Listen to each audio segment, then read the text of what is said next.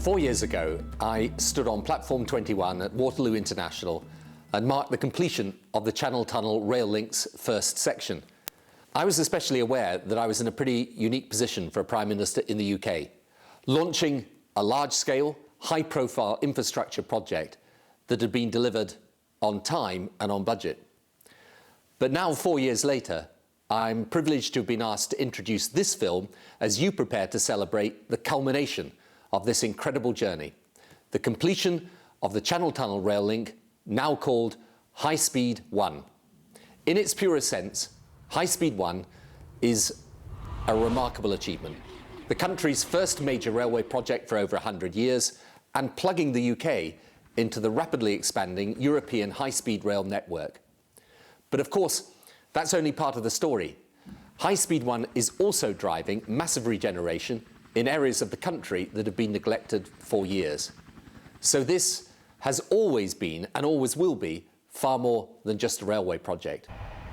High Speed 1 is something that we can all be immensely proud of. Not just the pioneering engineers, the architects, the construction workers. They dreamt it, they planned it, and they built it. But we can all share in the glory. And we can all share, most of all, in the powerful benefits that this new railway will bring.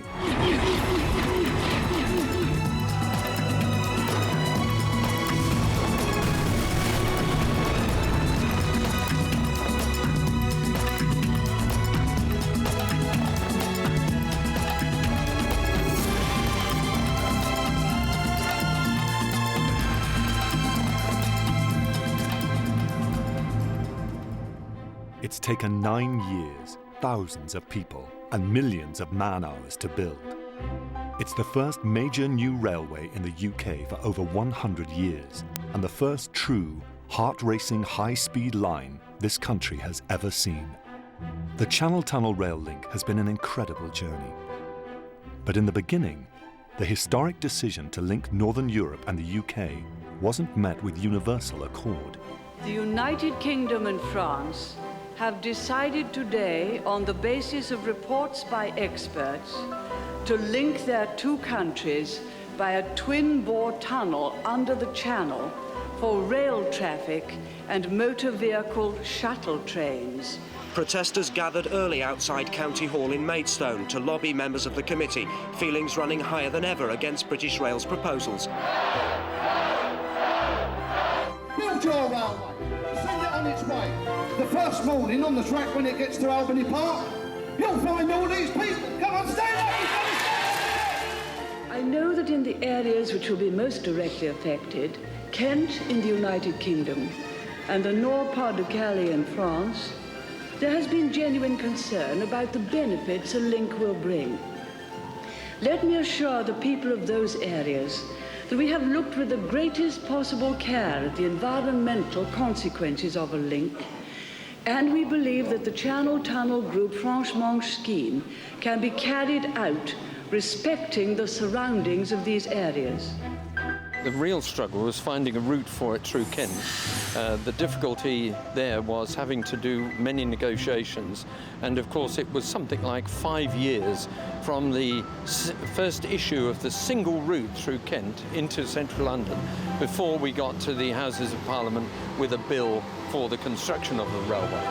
It was essential to understand, firstly, the county authorities' view, then the district authorities, individuals, businesses all across Kent and East London, and of course we then had petitioners against it, over 1,000 petitioners in the House of Commons Select Committee that were having to have their point of view heard, and that was extremely important. It's an extension of democracy, and the Select Committee sits as a representative of the House itself. There were some, however, who actively campaigned to get the high-speed line brought right through their town. The politicians in Ashford were adamant that they wanted the high-speed line to go through to the heart of the town. The local people were worried that the massive change that would come would disrupt their lives, but the politicians recognised this was the lever for regeneration that they needed, that they knew this would secure the future of the borough. The atmosphere was fairly confrontational, not so much in the town, but in the villages around the town, because these people had listened to 3 route announcements by central government and the Department for Transport, and they were extremely frustrated because they couldn't plan their lives. In October 1998, all doubt is swept aside as John Prescott officially launches construction of Section 1 of the Channel Tunnel rail link. And so continues an unprecedented level of community relations as the line begins to thread its way through the heart of Kent. Nowhere in Ashford, I think, were the residents as affected by our works of the people in this street. Half the street disappeared. It was actually demolished because it actually impacted on the footprint of the high-speed line. A number of the houses were boarded up and they were actually used as sort of buffer to protect the other side of the street. If the residents weren't having to deal with the dust from the site, they were having to deal with the muck from the site, or possibly even the noise, because they were so close to the perimeter of the site. We kept on picking up the relationship, we kept asking them how we were doing, and we made sure that they knew that they were integral to everything we did. Once the decision had been taken to put the high-speed link through the centre of the town, we had to live through that, and there was a certain amount of pain, but we're beginning to get the gain. The railway infrastructure is hugely important. It's given Ashford a great marketing line. You know, it's one of the few places in Europe from which you can get to London or Paris or Brussels in 2 hours without changing your seats. Ashford was also at the centre of a dramatically different community relations challenge. This site has been used for over 150 years for the sale of millions of sheep and cattle from the area here in East Kent and the west parts of Sussex. The vital part of the agricultural community for the whole of this area and a part of the fabric of the town. They needed the wholesale relocation of the cattle market or their operation and life was at risk. We were eventually persuaded of that, and that included them making references to the House of Lords through the passage of the CTRL bill. That was successfully achieved, and we agreed that we would pay for the complete relocation.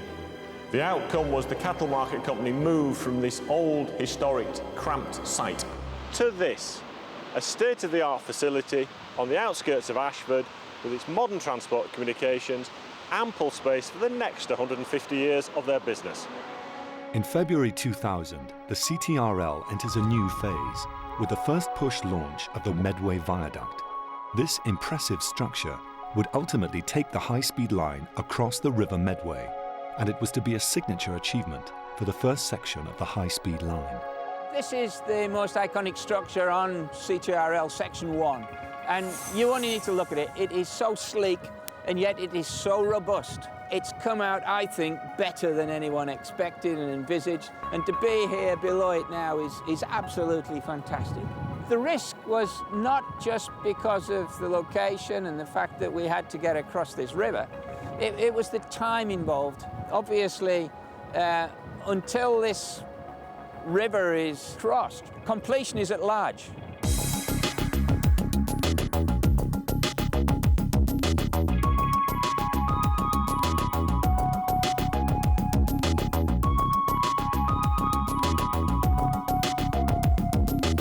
I get tremendous pride from seeing this bridge. I mean, it's quite emotional when you come back and you remember some of the stories that took place during this construction.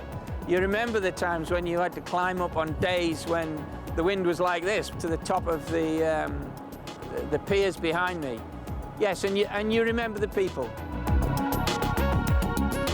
In the summer of the same year, another major milestone is reached with the dramatic breakthrough of the North Downs Tunnel.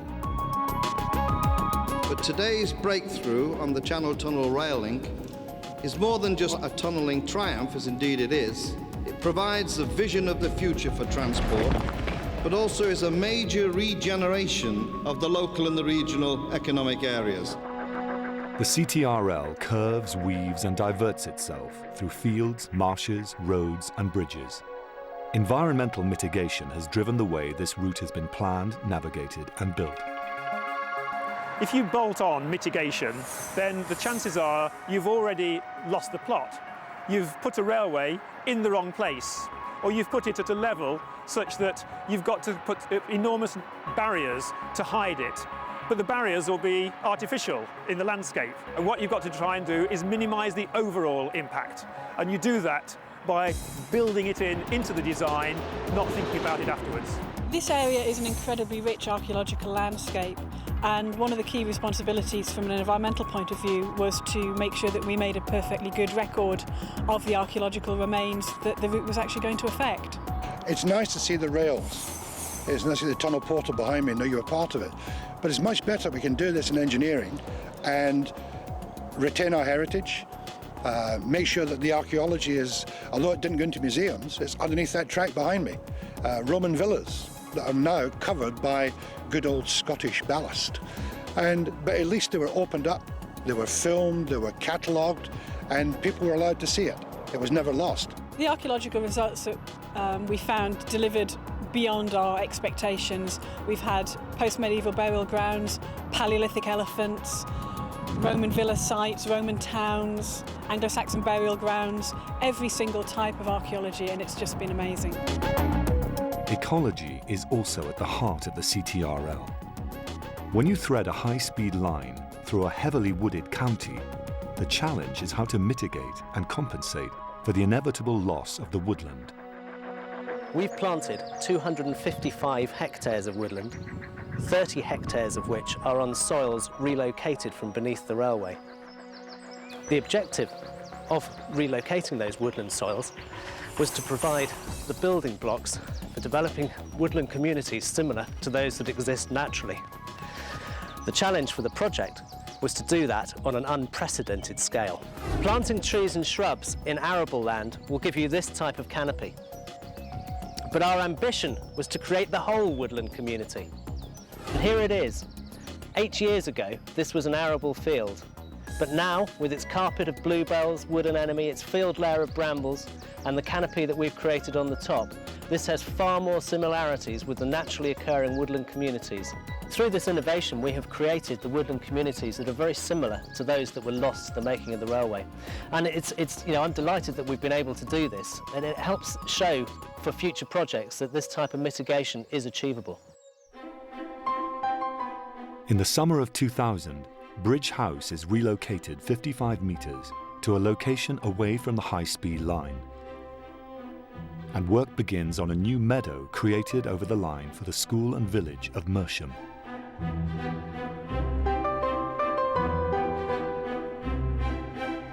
In April 2001, the final deck section of the iconic Medway Viaduct is slid into place.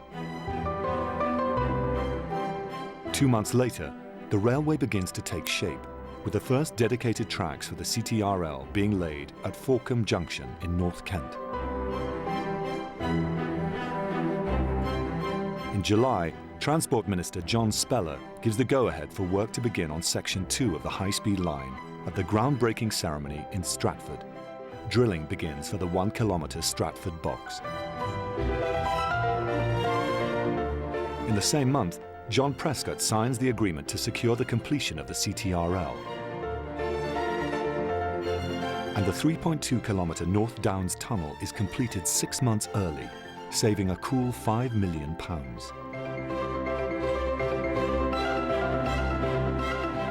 2002, and it's time for the legendary tunnel boring machines to enter the fray.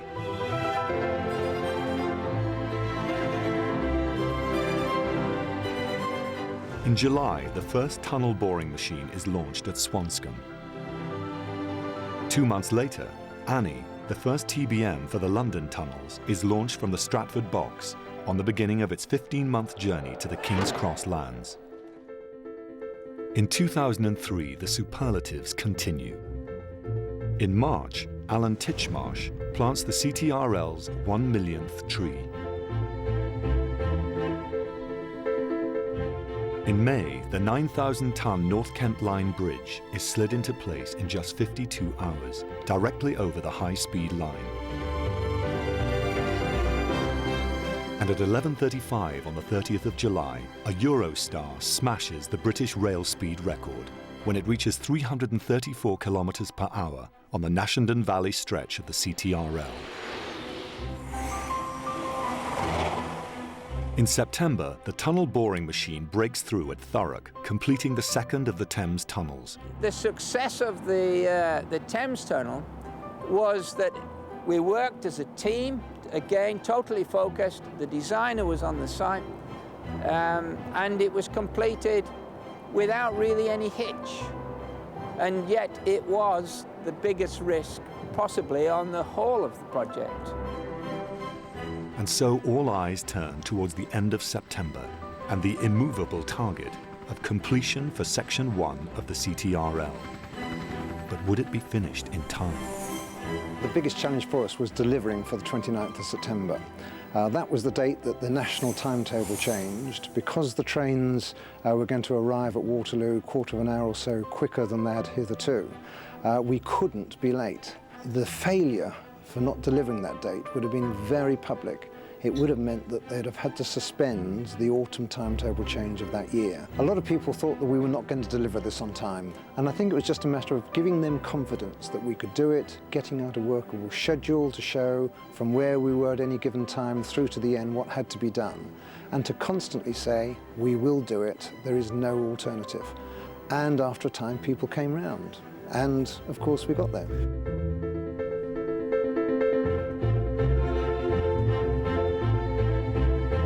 We have shown through the Channel Tunnel rail link, when people were sceptical as to whether it ever could happen, that it can happen. And there are not, frankly, many prime ministers, or indeed many ministers, that launch an infrastructure project or accept its completion in front of the words on time and on budget.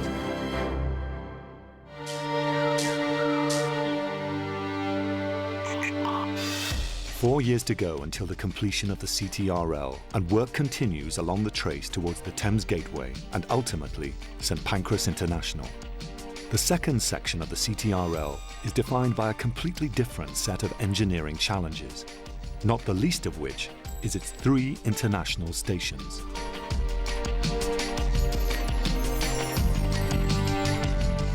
We certainly had 3 main factors when we looked at the 3 stations. We wanted them to be almost like Holden and Pick when he developed the London Underground, that there was a style, a house style, a line of route style, and certainly Ebbsfleet and Stratford have all of that. Well, if we take St Pancras, the extension most definitely has been designed so that you can see through the station and see the trains. We want all of that. And then here again, at Ebbsfleet and Stratford, we've done exactly the same. We could have done it in brick, but we haven't.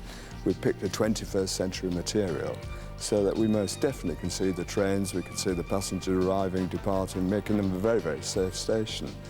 The other thing from my point of view is, for once, we're not going to turn our back on a railway. It's as good to look at as the Bosporus, and we ought to see the trains and take the joy from them.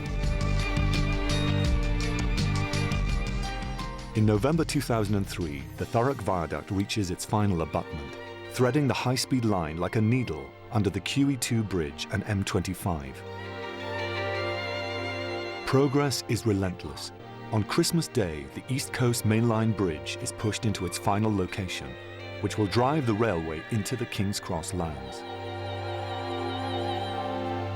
Unlike the first section of the CTRL, the challenge for Section 2 has been to bring the high-speed line into the dense urban sprawl of London. There was really only one way to go.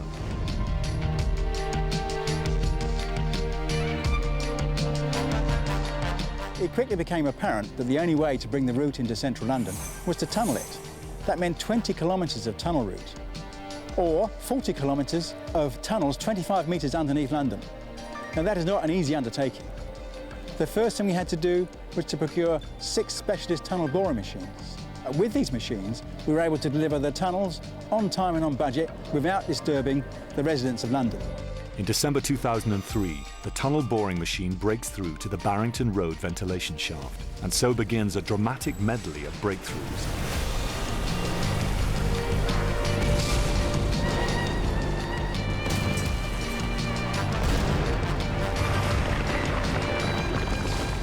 First, Annie breaks through onto the King's Cross railway lands.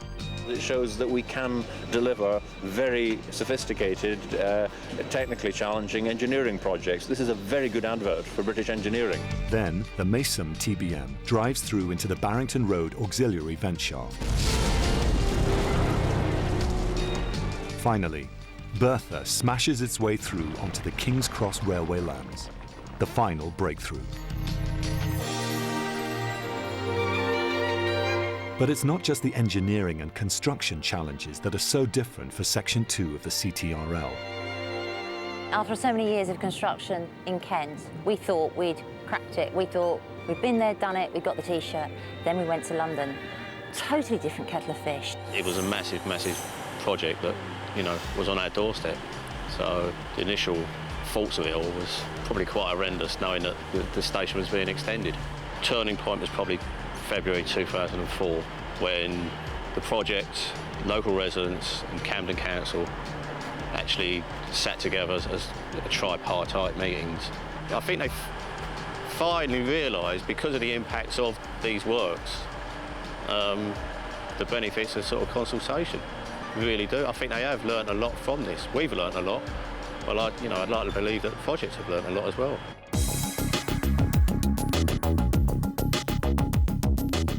On Good Friday 2004, the last train leaves St Pancras Station. On Easter Monday, the new interim station at St Pancras opens for Midland Main Line services, a major step towards the transformation of the station.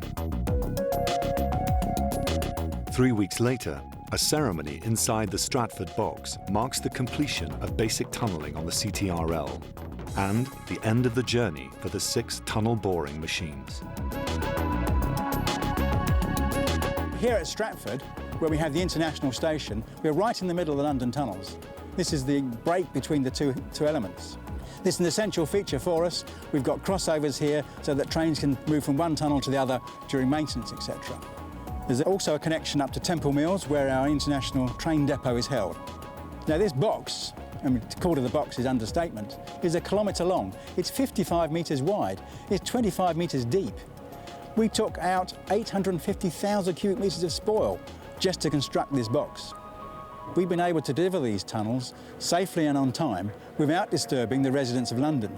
We had to appreciate that the community of London wouldn't tolerate a great deal of construction going on around them, but we were able to do it. And I think the majority of London didn't know we were there. Further down the trace, the archaeological excavation continues, and construction work on Ebbsfleet International unearths the skeleton of a 400,000-year-old Stone Age elephant. In October, major civil engineering work for the CTRL is completed, with the last section of concrete in the London tunnels being laid. At the beginning of 2005, an overarching obstacle is removed for the continuation of the high-speed line into St Pancras International. York Way is completely realigned, requiring the demolition of the existing 168-year-old viaduct. 2 months later, the hopes of the nation hinge on the visit of the International Olympic Committee to Stratford as part of their assessment of London's Olympic bid. Transport was likely to be a deciding factor, and so the IOC delegation is taken on a unique journey through the London tunnels.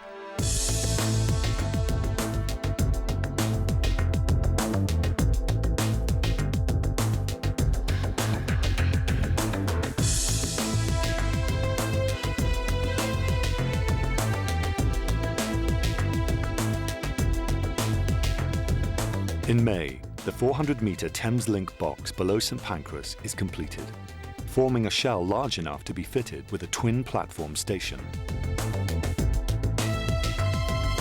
In October, the spotlight returns to Stratford International, as Her Majesty the Queen congratulates the team on the success of the 2012 bid, and sees firsthand the plans for Stratford City and the real legacy of the Olympic Games. 6 months later, and the main construction works at Stratford International Station are complete. But just 7 minutes down the high-speed line at St Pancras International, the clock is ticking on a far-reaching deadline. On the 17th of July 2006, that deadline is met, and a critical milestone is achieved when Midland Main Line trains relocate to 4 new platforms on the west side of St Pancras International Station. Opening these platforms means the engineers can now build track all the way into the historic Barlow train shed. First deadline was clearly the relocation of Midland Main Line from their temporary location on the east side of the station across to their permanent location here on the west side. And we achieved that bang on time, July 17th. Delivery of a safe and reliable high-speed railway in the heart of London has been incredibly challenging, both technically and commercially. Our team have not only met these challenges, but achieved engineering excellence. The 12th of September marks the completion of works at Ebbsfleet, a strategic station for both domestic and international high-speed services. For me, it's all to do with accessibility. If you look at Ebbsfleet, it's strategically placed off the M25, some 9,000 car parking spaces at its doorstep. And then, given the superiority of the high-speed train, who would want to take the plane? High Speed 1 will give all of these places a real sense of international identity.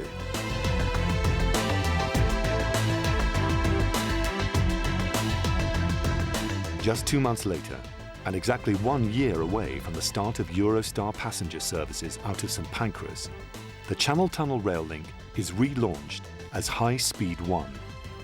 The countdown begins to the opening of Europe's destination station.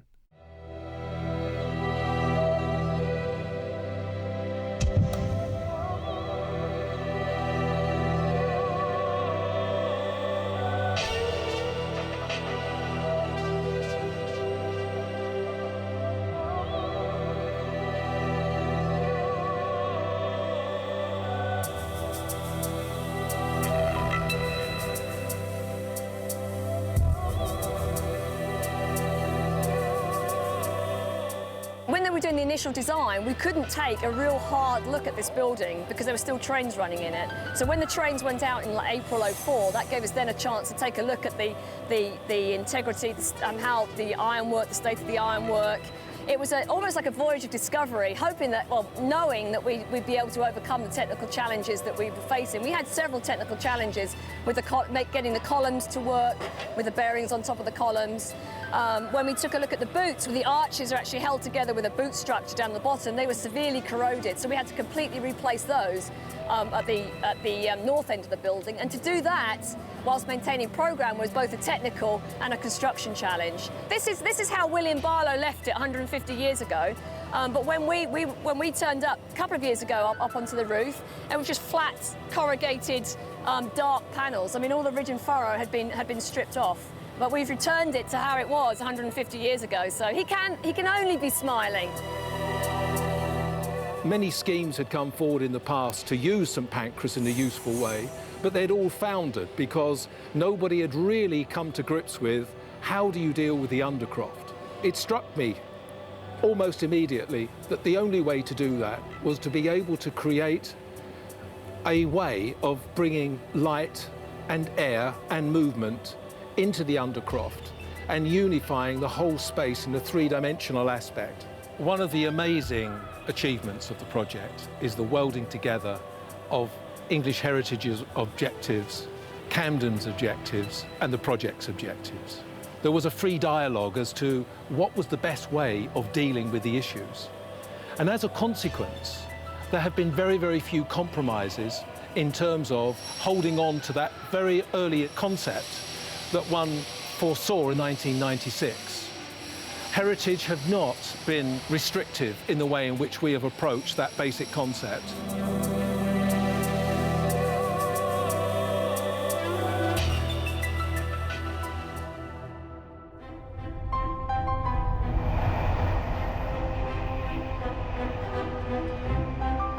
At the beginning of 2007, High Speed 1 goes live, charging the railway with 25,000 volts of electricity and preparing the way for the complete high-speed rail experience. On Valentine's Day, British sculptor Paul Day unveils designs for the 9-metre-high sculpture, The Meeting Place, which will stand at St Pancras International Station, making it officially Europe's most romantic station. It's a powerful symbol for a terminus that promises to redefine the railway station for the 21st century. What we saw was a fantastic building, but what I didn't understand at the time was what we could really turn this into. And that was really based on a lot of benchmarking work we did, a lot of research. We asked customers, you know, what do they want out of St Pancras, as well as looking around for where are the best examples of people who've taken great architecture and then built on top of that something that people actually enjoy using. We found a great example at Grand Central Station where in 1996, when they developed Grand Central, they turned it from a place that New Yorkers used to literally run through to a station now, which is one of New Yorkers' favourite places to visit. We're tying together great customer service and the operation with all the retail, hospitality as one unit, and the two live off each other. On the 6th of March, a major construction highlight for High Speed 1 is achieved. Clearly the relocation of Midland Main Line to this side of the station liberated the tracks right through into the Barlow shed. And then it was all hands to the pump to bring the railway right into the heart of St Pancras. And that was achieved in the first quarter of this year when the first Eurostar, under its own power, came into St Pancras Station. As we then moved beyond that first proving Eurostar, we had to go through a complex series of proving trials to make sure all the systems were working together and completely safely and satisfactorily. And the event that sort of signaled the end of that process was our opportunity to bring the International Olympic Committee from Stratford right into the heart of St Pancras in just on 5 minutes. That was a truly awe-inspiring event. And of course, it was the very first time we'd brought a Eurostar into St Pancras during daylight. And on the 4th of September, Eurostar breaks its own high-speed rail record, this time on the fully completed High Speed 1.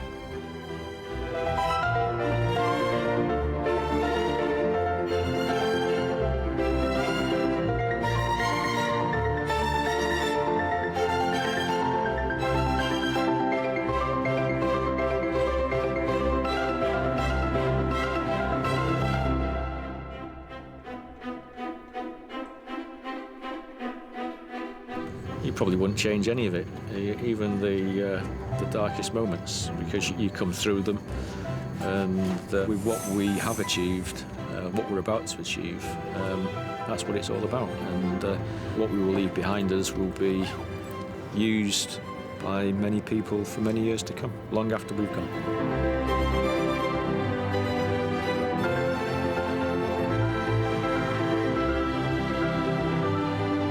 Here we are in 2007, and I can think, we did it. It actually has happened. Turning a crumbling old building into something that's going to last for another 100 years. Something that I do tell my kids, and they can tell their kids that you know, Mum worked on that one when they're catching their train to France. We've got concrete structures, but it's the people who actually build it that matter. It's all about the people. If we had the wrong people at the top, it would have just died. They kept it going. And it all came together, and to come here today and see it, I'm really pleased, 10 years on, that we can look and say we made the right decision.